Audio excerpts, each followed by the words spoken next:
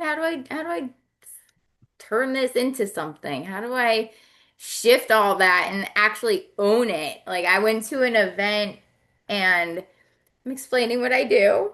So meek and mild.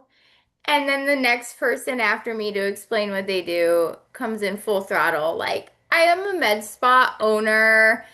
I do all the things that lady said, but way better. Like, I was like, oh yeah, this is not really what she said. It's just the vibe that I took from it. Like, she made me feel so inferior because I was like, how do you compete with a nurse practitioner? Like, how do I compete with somebody who, like, she seems like she clearly knows what she's doing. She's not confused about it, you know?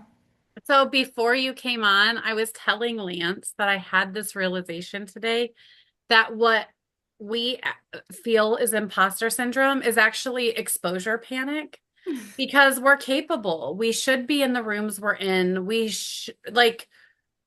can do these things, but we pull back because we get intimidated by other people that seem to verbalize it better or Oh yeah. walk into the room and take up more space.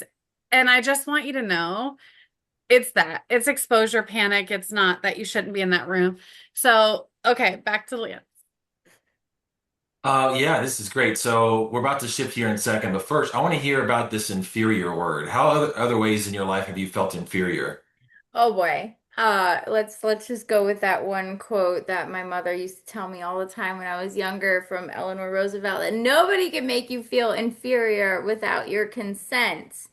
Oh boy, let me tell you, I have consented to let people make me feel inferior all the time, all the time. Like I really, for a long time of my life, felt like a doormat. That's Tasha.